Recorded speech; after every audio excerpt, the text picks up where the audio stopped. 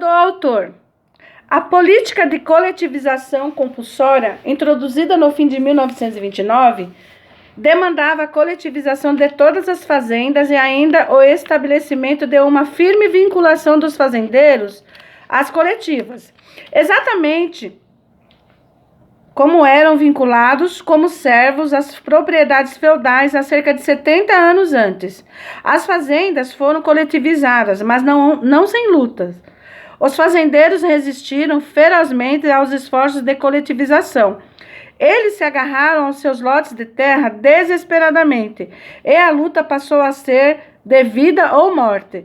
Porém, desarmados, desorganizados e sem lideranças, os fazendeiros não eram páreo para as forças do governo. Foram esmagados sem piedades. Suas vilas foram arruinadas e despovoadas. Milhões morreram. Muitos foram enviados a campos de concentração ou banidos de suas vilas com destinos a regiões do norte esquecidas por Deus. E outros mais simplesmente desapareceram misteriosamente, sem deixar traços. Aqueles que sobreviveram engoliram o seu orgulho e acabaram por se juntar às fazendas coletivas, para poderem salvar a si mesmo e as suas famílias. Assim, a batalha chegou ao fim. Os fazendeiros perderam e os comunistas triunfaram. Dentro de uns poucos anos, apenas 4 ao todo foram destruídos os padrões tradicionais da vida das vilas. A fome em larga escala irrompeu por toda a União Soviética, no Cazaquistão, Ásia Central Soviética, no Kuban, norte do Cáucaso, e na área do Rio Don. Mas aqui me ocupo exclusivamente da fome de 1932 a 33, na Ucrânia. É crença geral de que a fome de 1932 a 33 na Ucrânia resultou da coletivização. Outros acreditam que foi uma fome artificial infligida à força aos fazendeiros com o propósito de arrebanhá-los nas fazendas coletivas. E, por fim, outros mais pensam que foi uma fome genocida, o resultado de um plano deliberado e premeditado empreendido como um meio de destruir o povo ucraniano como nação. Está além do escopo desse livro analisar as causas da fome. Isso deve ser deixado aos historiadores e economistas. Contudo, eu penso que, sem nenhuma dúvida, essa fome teve sobretons políticos e nacionalistas, ou melhor, antinacionalistas. Creio que houve uma conexão direta entre esta fome e as políticas relacionadas com o nacionalismo, especialmente na República Ucraniana. Junto com a política de coletivização, Moscou havia iniciado em 1929 uma campanha de larga escala contra qualquer coisa que pudesse conferir à Ucrânia a identidade de uma nação em separado, começando pela destruição das organizações científicas e culturais ucranianas, e finalizando com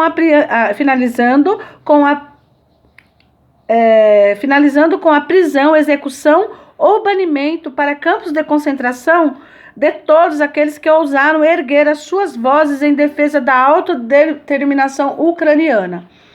Mas a campanha mais brutal foi a conduzida contra os fazendeiros ucranianos. Moscou se deu conta de que os fazendeiros ucranianos eram os sustentáculo principal do movimento nacionalista, visto que eles eram aqueles que se aferravam com mais obstinação à sua identidade nacional e se opunham tanto ao controle colonial russo quanto ao regime soviético. O próprio Stalin escreveu que os fazendeiros constituíam a força motriz do movimento nacional.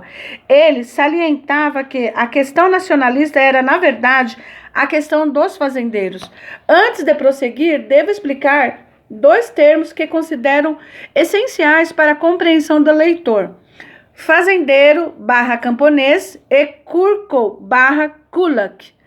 A tradução da palavra ucraniana selianin como camponês não é apenas imprecisa, chega a ser enganosa. De acordo com as fontes de referências disponíveis, um camponês é uma pessoa que se ocupa do trabalho agrícola, um trabalhador rural, como o batrak ucraniano havia sido no passado. Contudo, o selianim ucraniano sempre cultivou a sua terra.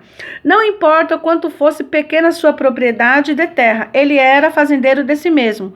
Diferente de cristianim russo, que, como servo, era propriedade do seu senhor, pronto para ser comprado e vendido. O selianim ucraniano era um fazendeiro cossaco, livre antes da ocupação russa na Ucrânia.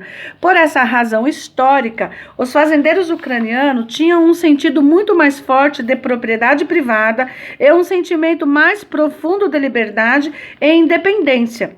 Por isso, creio firmemente que a palavra selianim tem a sua tradução mais apropriada na palavra fazendeiro.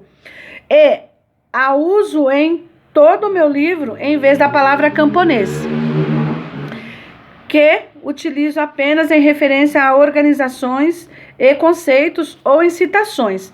A palavra kurko em ucraniano ou kulak em russo foi definida oficialmente na União Soviética como um usuário de vila ou fazendeiro rico. Essa definição foi prontamente acatada no Ocidente e, como consequência, ouvimos aqui que kulak significa um fazendeiro rico ou abastado. Tal tradução ou interpretação deste epíteto é equivocada e enganosa, porque a pessoa rotulada como kulak pelos comunistas eram com frequência um indigente se comparado a um arrendatário rural americano. O rótulo kulak foi usado amplamente durante a coletivização da agricultura e se tornou um termo usado para ofender todos os fazendeiros que o Estado queria destruir. Este livro tem uma longa história. Os primeiros 24 capítulos foram escritos antes de 53, o 20º aniversário da fome. 30 anos depois, à medida que me aproximava do meu 70º ano, já mais sábio e mais crítico, decidi completá-lo e colocá-lo nas mãos dos leitores.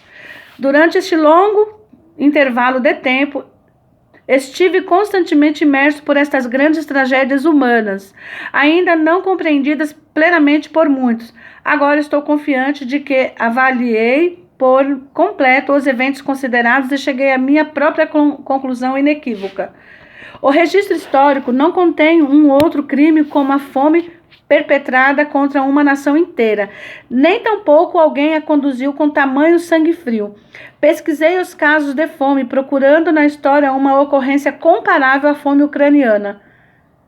Houve muitos casos, tais como a fome da batata na Irlanda no meio do século XIX e a ocorrências de fome na China e na Índia, que ocorreram periodicamente e mataram milhões de seres humanos. No entanto, todas essas calamidades tiveram causas naturais e estavam, à sua época, fora do alcance da prevenção humanamente possível. Resultaram de safras que fracassaram devido ao tempo ou de devastações provocadas por insetos ou pragas. A fome da batata na Irlanda deveu-se ao fracasso da colheita da batata, e as ocorrências da fome na China e na Índia foram produzidas por secas ou superprodução. Mas a fome de 32 a 33 na Ucrânia foi uma fome política, nas palavras de Malcolm Muggeridge, que testemunhou a fome pessoalmente. Abre aspas. Foi o produto deliberado de uma mente burocrática. Fecham aspas.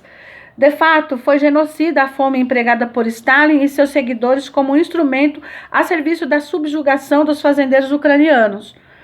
A fome de 32 a 33 na Ucrânia, na União Soviética, tem sido um evento inteiramente ignorado, negligenciado, interpretado erroneamente e distorcido. Até o dia de hoje, embora os próprios dignatários soviéticos a discutiram de uma maneira prática. Alguns experts em União Soviética, sovietólogos, aqui nos Estados Unidos, aceitam persistentemente a negação soviética inicial de sua existência. Isto provavelmente explica porque nenhum estudo meticuloso da fome jamais foi realizado nos Estados Unidos. Os americanos tiveram dificuldade em aceitar uma narrativa tão incrivelmente desumana.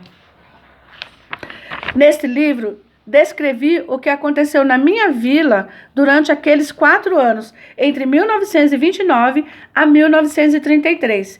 É uma reconstrução do que eu vi e vivi pessoalmente. Tudo o que aqui se registra aconteceu realmente. Só se apresentam fatos de autenticidade comprovada. Embora conversas e discursos não sejam reproduzidos palavra por palavra, transmitem de maneira precisa o que foi dito em momentos específicos. Foram baseados em minhas memórias vivas. Alguns dos meus leitores ficarão ao pensar como fui capaz de reconstruir tantos eventos em tamanho nível de detalhamento, pois de tantos anos. Na verdade, depois de tantos anos, não vai nisso nenhum mistério. Antes de mais nada, uma pessoa não se esquece do trauma e da tragédia de sua vida, por muito que tente. Em segundo lugar, é impossível esquecer-se dos detalhes da própria luta pela sobrevivência. Essa foi a época em que todas as pessoas em toda a Ucrânia viviam passando de uma campanha a outra, do discurso de um líder a de outro, de uma resolução do partido a outra, de um decreto governamental a outro e por fim de uma assembleia na vila ou da fábrica a outra. Não tenho como me esquecer dessas coisas. Os detalhes e datas dos eventos descritos nesse livro foram verificados por meio de publicações soviéticas da época que podem ser encontradas em qualquer das mais importantes bibliotecas americanas. Esse livro fornece um retrato preciso dos eventos transcorridos na minha vila durante a coletivização. Há um outro detalhe que deve ser chamado a atenção dos meus leitores. Miron Dolotz é o meu pseudônimo literário, com o qual publiquei artigos e brochuras sobre a fome nos Estados Unidos, na Alemanha e na Suíça. Então, pessoal, Miron Dolotz, né, como ele está falando, é o pseudônimo dele. Na verdade, o nome verdadeiro desse sobrevivente é Simon Starov, né? Ele nasceu em 1916, faleceu em 1998. Então, aqui eu termino a nota do autor, pessoal. Então, é isso. Fiquem todos com Deus. Eu estou espirrando muito. Peço mais uma vez que você, se você chegou aqui, você se inscreva, aperte o sino, comente, dê um like, compartilhe. É isso. Fiquem todos com Deus e até mais.